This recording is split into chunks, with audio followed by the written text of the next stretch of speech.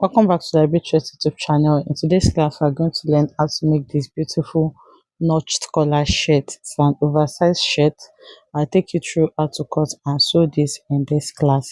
So to do this, I'm cutting the back first. So I've folded my fabric into two, and then I'm going to go ahead and mark my shoulder measurement. Then I added extra 1.5 inch. You can add 1 or 1.5 inches so that it can drop a little bit. So after that, you're going to mark your neck width. I used 3 inches for my neck width, and then for the back neck I used 1 inch depth for my back neckline. Then I went ahead to connect it 3 inches by 1 inch for the back. So after that, you come down by 1 inch for your shoulder slope, and then you connect that to your neck. So once you do that, you go ahead and mark your armhole, and then on that point you mark your bust divided by 4, and then you add your extra allowance. Remember, it's an oversized shirt, so depending on how free you want it to be, between 2 to 3 inches is okay. So once you mark that, I went ahead to mark my half length as well, and then I removed 1 inch from what I marked on my bust, and I marked it there so that it can be a little bit shaped.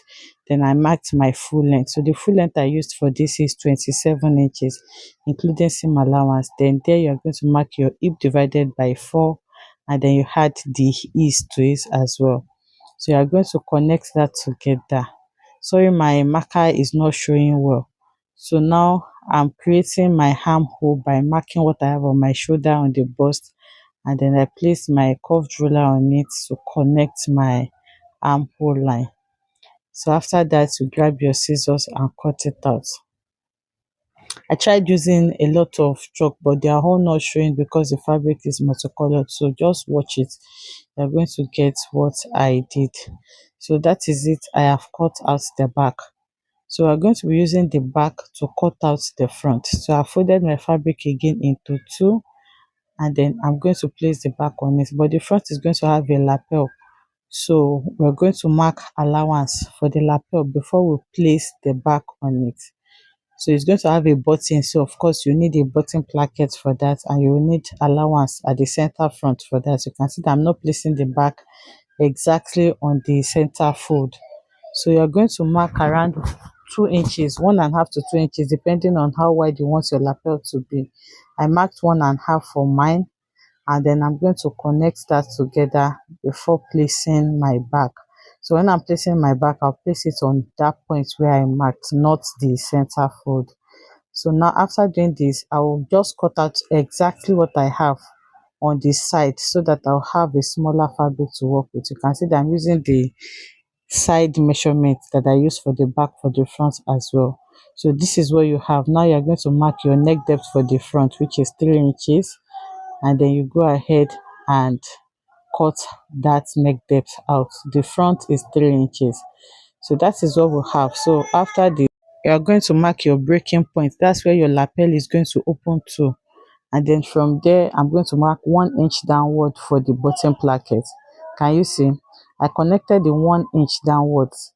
Then the remaining part, I'll take the curved side of my ruler and then connect it to form I'll connect it to the neckline to form my lapel. Can you see? Remember, we added 1.5 inches allowance. So 1.5 is for the lapel, and then 1 inch is for the placket. That is what I marked out. And then you cut that out. Can you see the shape that we have there? So now you're going to notch the center front. So when you open your lapel, that is what it's going to look like. So now you're going to cut the shoulder, and then that is basically all you need to cut. So if you want to come in by 1/2 inch for the front armhole, you're going to do that as well. Can you see that I've retraced my front armhole? So now the next thing to cut is our facing. You need facing for this because the lapel is going to open out, and you don't want the wrong side of the fabric to be showing. You want it to be clean. That's why we are cutting the facing. So I'm folding the leftover fabric that I have, and then I'm going to place it there. So a facing is just like a small line. So what you need to do is to trace out the front. You're going to place it like that, and then you're going to trace out the center front, including the neckline. So you can see that I'm just using the front as the pattern for the facing.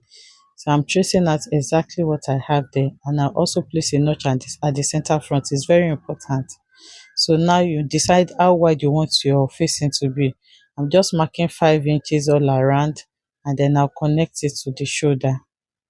So yours can be smaller if you don't have enough fabric. So now I'll grab my scissors and also cut that out. Can you see? So that's our facing. Like I said, it's just like a small lining. Can you see? That is how you're going to place it on your fabric, and then you sew.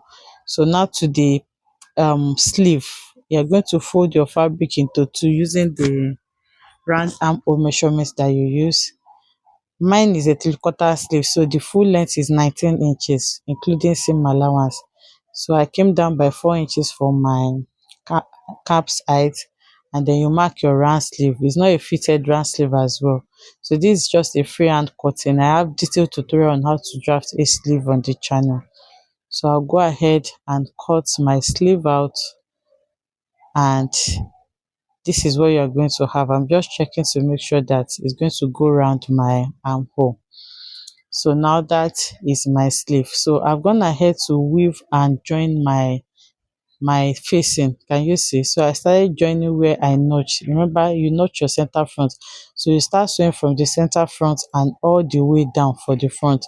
You're not going to sew all the neckline. You just sew from where you notch, from the center front that you notch. That is where you start sewing. And then I've gone ahead to sew it, and this is what it looks like. You can see that the other part of the neckline is opened. I only sew the lapel. The area where I have my lapel, that's the only part that I sew. And I also sew the facing on the hem as well. So you are going to do this for the two side fronts. When you open it up, can you see? That is how it's going to open up. So you repeat the same thing for the other fronts. You're going to place your facing on it, and you start sewing from where you notch on your center front all the way to the center front, all the way down. So once you sew, this is what you're going to have, and that is how the lapel is going to open up. So now you join your front and back together on the shoulder. You join the front and back together on the shoulder, and then you weave it as well. So now I'm going to go ahead and sew my sleeve to it, and then sew it by the side. So for the collar, you're going to take the neckline together. Remember that you only sew your lapel. The remaining part of the neckline is still opened. Remember, we started sewing the facing just at the center fold on the center front. So the remaining part that is still left open, that's where your collar is going to be. You are going to measure it all around. So when you measure it, whatever you measure, you add half an inch seam allowance to it, and then you mark it on your fabric on fold. You are going to mark it. So let's say we measured 8 inches, I will add half an inch on fold, and then I'm going to mark it and half inches.